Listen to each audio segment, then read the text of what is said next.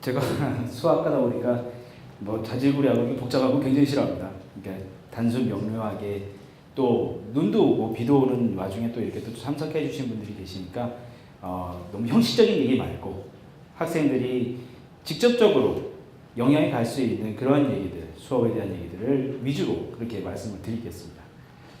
2014학년도 수능 문제에 대해서 그 난이도나 이런 평가들은 뭐 여러 지면을 통해서 많이들 확인하셨으니까 제가 특별히 분석해서 말씀드릴 필요는 없을 거고요. 키워드만 말씀드리자면 우선은 1등급 컷 점수는 2013학년도하고 동일합니다.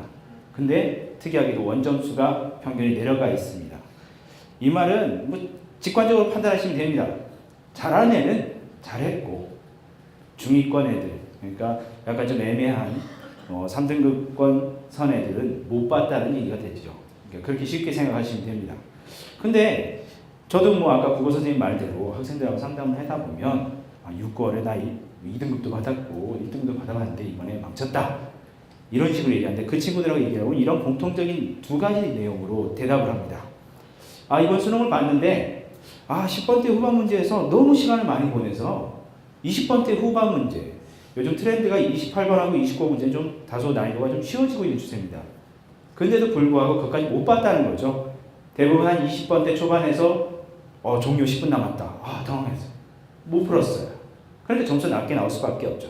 특히나 제 학생들 선에서 굉장히 그런 얘기들이 많이 나옵니다. 왜냐하면 수능을 여러 번 본 적이 없죠. 이번 처음이고 해봐야 모의고사거든요. 당황할 수밖에 없죠. 망할 수밖에 없습니다. 시험에. 잘 볼 수가 없습니다. 자, 그러면 부모님들이 이렇게 생각하시겠죠. 수능에 나올 법한 유형들을 미리미리 준비하고 많이 풀면 그런 거 당황해서 못 풀 일이 없지 않느냐. 천만의 말씀입니다. 절대 그럴 일 없습니다. 우선은 먼저 말씀드리자면 수능 문제는 어떤 문제집에서 나오는 게 아니에요. EBS 연계한다고 하지만 학생들이 체감할 정도는 절대 아닙니다. 그러니까 문제집을 엄청 많이 풀어서 받을 수 있는 등급은 제가 확언할 수 있습니다. 3등급입니다. 그 이상 나올 수가 없습니다. 그럼 어떻게 해야 됩니까? 그럼 과연 잘했던 애들이 계속 1등급 컷 이상을 받았던 애들이 왜 잘할 수밖에 없느냐? 그건 현장에서 제가 경험하는 제 경험을 말씀드리면서 여러분한테 좀 도움이 되게끔 추려서 말씀을 드리겠습니다. 우선은 제가 먼저 코어를 먼저 말씀을 드리자면 유형을 학습해서는 아까도 말씀드렸다시피 받을 수 있는 등급은 3등급입니다. 3등급 상위권도 아닙니다. 그건 제가 확답을 드릴 수가 있어요. 제가 입시 쪽에만 벌써 10년이 넘게 수업을 했습니다. 절대로 3등급 이상 받을 수가 없습니다. 확언할 수 있습니다. 제가 강조하고 싶은 건 뭐냐? 사고의 숙달입니다. 사고의 숙달. 그거를 키우려고 노력을 하셔야 돼요. 유형별 학습, 문제 유형을 숙달하는 거지 거기에 나타난 사고를 숙달하는 게 절대 아닙니다. 그러니까 아이들은 그런 유형에만 혹해 있어요. 이런 게 나온다. 이것만 하죠. 그럼 그 문제 안에 몰라요. 그런 수능 문제가 또 나오느냐? 절대 나오지 않습니다. 그런 문제 피해서 나가죠. 그러니까 그런 유형이 아닌 평이한 문제가 아닌 이번 수능의 19번 A형, B형의 19번, 18번 문제처럼 유형을 벗어난 문제가 보면 당황하고 시간 보내서 결국에는 30번 문제까지 풀 수가 없습니다. 당연히 고득점은 내년으로 미뤄야 되는 상황이 되는 거고요. 제가 원하는 건 지금 그림에서 보다시피 사고라고 하는 것은 일종의 자극이 필요하고요. 그 사고를 이어가는 것은 그 자극을 물로 비유를 해놨는데 저기 녹색이 지금 제 그림식을 달려서 저 녹색이 그냥 산이라고 생각해 보세요. 계곡이 형성되는 거랑 똑같습니다. 물을 조금씩 흘리면 지저분하게 지류들이 많이 발생을 해요. 그게 처음 공부하는, 수학을 공부하는 처음 공부하는 학생들이에요. 그런 자극을 지속적으로 해줬을 때 계곡이 생기면서 물이 쓸데없는 지류로 만들어지지 않고 올바른 길로 가게 되는 겁니다. 그러한 지류들이, 그러니까 계곡들이 이렇게 모여서 머릿속에 하나의 큐빅으로 만들어지고 그리고 적절한 자극이 들어왔을 때 그 계곡의 물을 따라서 문제의 정답까지 가는 겁니다. 이런 사고 과정들을 트레이닝하는 것이 바로 재수할 때의 가장 키워드입니다. 내용 웬만하면 다 압니다. 다 압니다. 모르는 사람 없어요. 재수하면 웬만큼 한 번쯤 들어봤어요.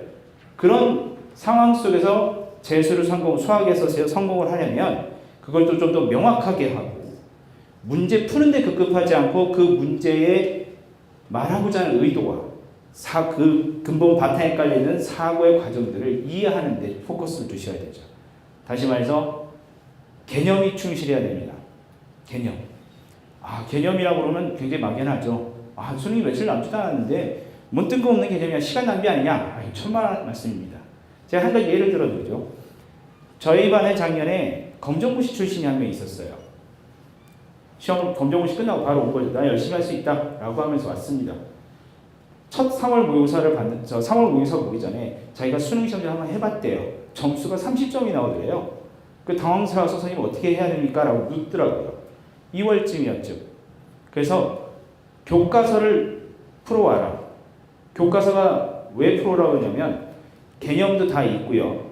문제가 쉽습니다. 문제가 쉬워요. 그래서 그 개념에 따라 문제를 쉽게 풀 수가 있어요. 그 개념을 연습을 할 수 있다는 거죠. 복잡한 문제면 문제풀이 과정 중에서 그 사고는 다 사라져버려요. 그냥 계산하고 답을 내는 데만 급급한 거죠. 말 그대로 유형학습밖에 안 되는 겁니다. 무슨 말? 그래서 그 친구는 계속 개념 공부, 교과서에 무슨 대단한 책이 아닙니다. 인강에 프로그램 다운받아가지고 받은 그런 특별한 교재가 아니라 말 그대로 교과서만 해가지고 3월 모의고사에 3등급을 받았습니다. 검정고시 출신. 그리고 교과서하고 학원교재, 1학기 교재 개념서죠. 저희 학원은 2월달부터 그 1학기 교재로 개념을 확립하는 데 포커스를 둡니다. 그래서 그걸 착실히 연습해서 6월 저희 반이 좀 특이한 케이스라서 그 등급 추이를 정확하게 알고 있거든요. 6월달에 거짓말 안 하고 3등급이었어요. 똑같이. 그런데 9월달에 1등급을 받았어요. 이번 수능 1등급으로 끝냈습니다.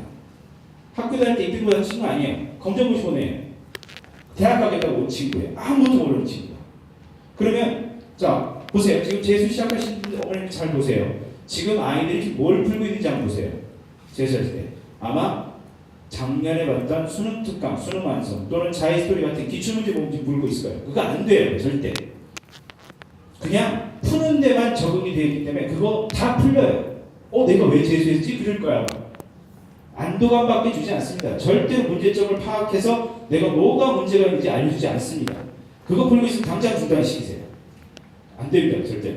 차라리 쉬운 내신 교재로 개념부터 정확하게 확인시켜주고 프로그램에 맞춰서 수능 연습을 하시는 게 제일 도움이 많이 됩니다. 성급하면 절대 안 됩니다. 자, 제가 앞서 말씀을 이미 드려서 학습 대책에 대한 얘기는 제가 간략하게 잊고만 넘어가겠습니다. 기본 개념은 확실히 한다. 예, 맞습니다. 교과서로 하십시오. 아니면 교과서 너무 쉽다. 그럼 중간고사, 기말고사 볼 테스트 문제 다시 한번 풀어보십시오. 제일 좋습니다.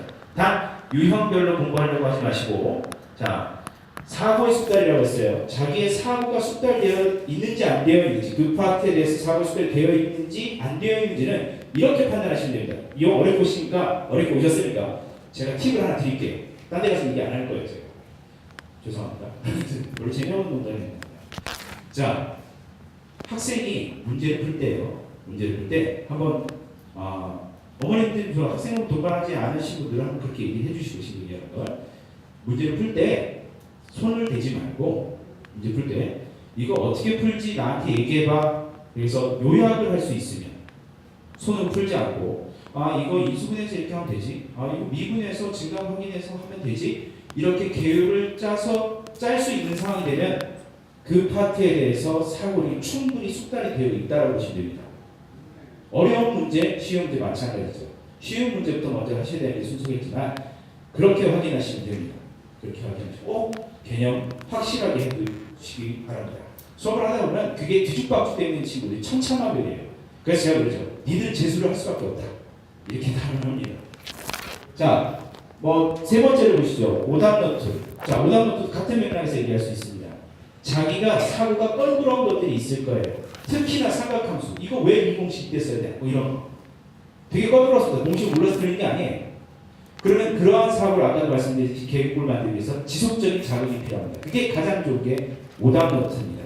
내 사고가 껄끄러운 부분, 그걸 지속적으로 자극시켜주는 부분이 바로 오답노트입니다. 그 다음에 제일 마지막에 있는 내용은 이제 추후의 얘기입니다. 학생들이 평가원 점수는 좋은데 죄송합니다. 일반 사설 모의고사 점수는 좋은데 평가원 점수는 나쁜 친구도 있어요. 거꾸로 평가원 점수는 좋은데 일반 사설 모의고사 점수는 또 안 좋아. 이런 경우도 있어요. 그게 뭐냐면 문제에서 표현하는 방식이 좀 달라요. 사설 모의고사와 평가 모의고사. 사실 평가 모의고사에 쉽게 이해하시게 말씀드리겠습니다. 말투입니다. 말투. 문제를 제공하는 말투예요. 그게 어색한 거예요. 그러니까 마지막에는 평가원이나 수능 기출문제 이런 공인된 검증 교육과정에서 나오는 그런 모의고사들을 지속적으로 풀어보셔서 내가 알고 있는 그간 쌓아왔던 확실한 개념을 가지고 여기에도 적용할 수 있는지 그 어색함을 줄여야 됩니다. 그렇게 접근해 주시면 크게 어려움 없이 수능을 준비하실 수가 있습니다. 그 밖에 이제 학기별로 학원에서 진행하고 있는 내용은 참고해 보시고요. 제가 많은 도움이 되게끔 또 어렵게 오신 걸음 좀 허황되지 않게끔 그쪽에 비중을 많이 실어서 말씀드렸는데 혹시라도 더 궁금한 사항이 있으시면 나중에 따로 또 말씀드리고요. 제 발표는 이렇게 마치겠습니다. 감사합니다.